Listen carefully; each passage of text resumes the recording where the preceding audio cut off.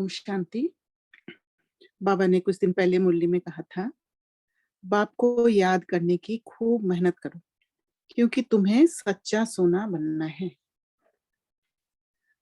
अब हमें समझना है सच्चा सोना। बाबा हर कुछ में सच्चाई डाल रहे हैं। तो सच्चा सोना जो होते हैं वो उसमें मेलिएबिलिटी और डक्टिलिटी होता है।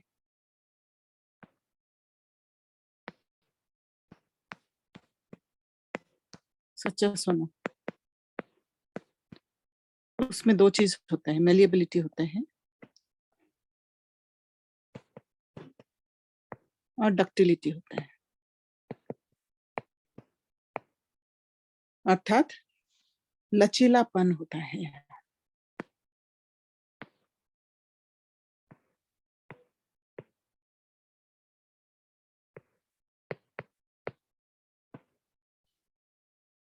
और ये लचीलापन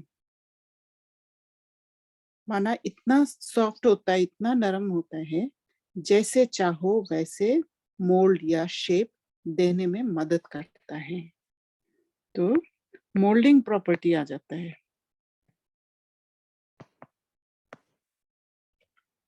इसलिए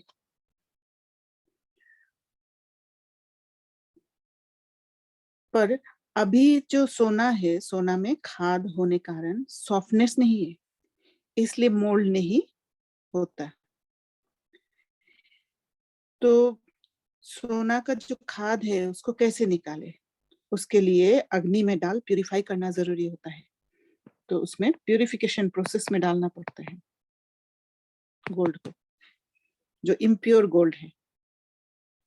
आत्मा में जो खाद है, सोना में जो इम्प्योरिटीज है, उसको योग अग्नि से प्यूरिफाई करने से सोना में लचीलापन आता है और फिर पुरुषार्थ कर मोल्ड कर पाते हैं।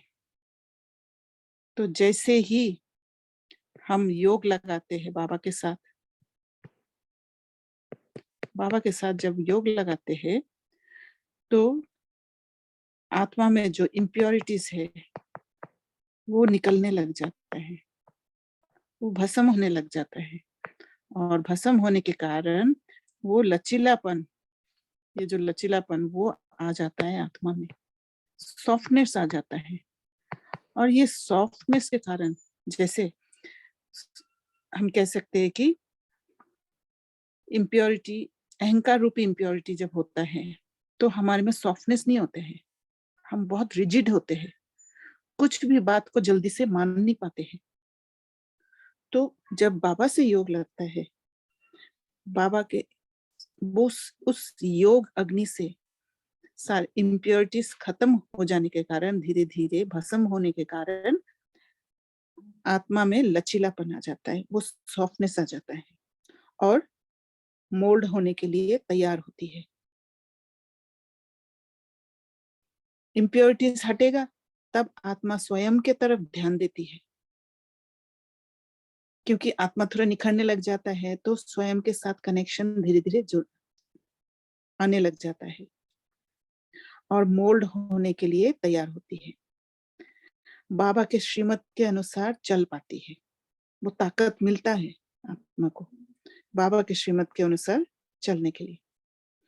बाबा के याद में इसलिए मेहनत है, क्योंकि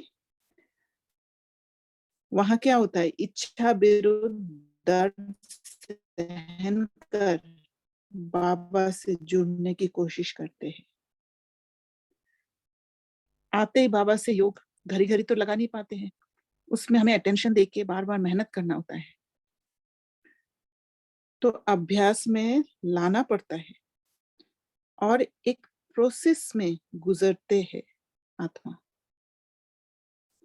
इजी वे में नहीं करते हैं, जहां एक बार कनेक्शन होता है, एक बार डिस्कनेक्शन होता है, ऊपर नीचे होते रहते हैं। यहाँ स्थिरता नहीं होता है कि एक जगह पे टिके रहे।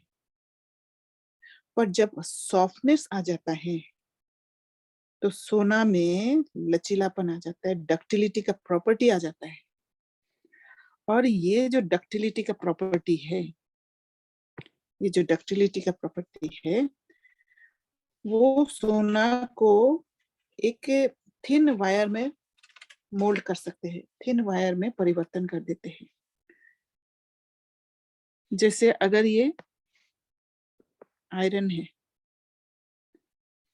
और ये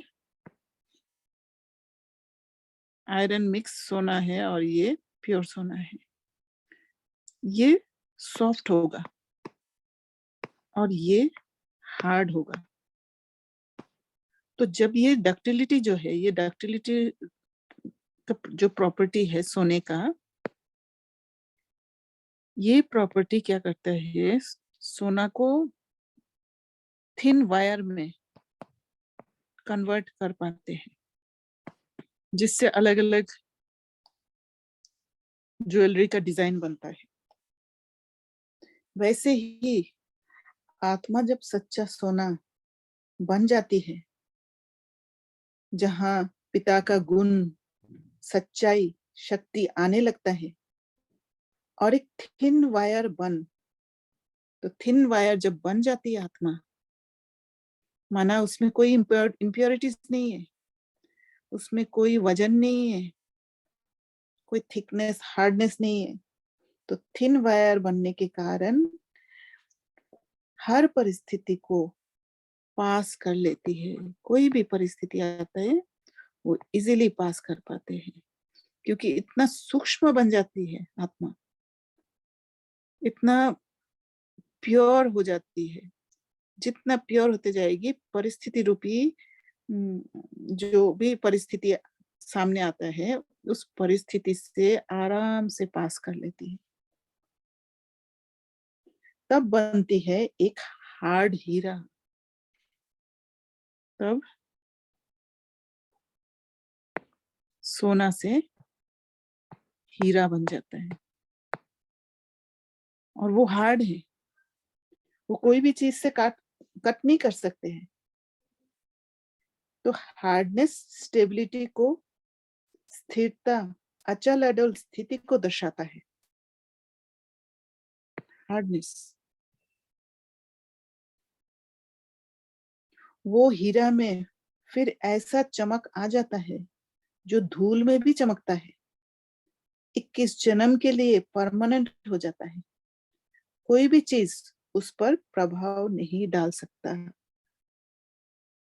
तो इसलिए पुरुषार्थ के लिए हमें पहले सच्चा सोना बनना पड़ता है, वो सॉफ्टनेस को लाना पड़ता है। और जब वो सॉफ्टनेस को लाते हैं, सारा कुछ एक्सेप्ट करने लग जाते हैं, तब हम धीरे धीरे स्वयं को मोल्ड कर लेते हैं।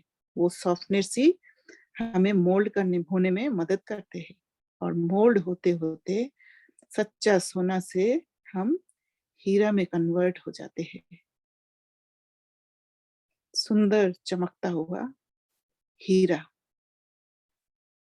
अच्छा, ओम शांति।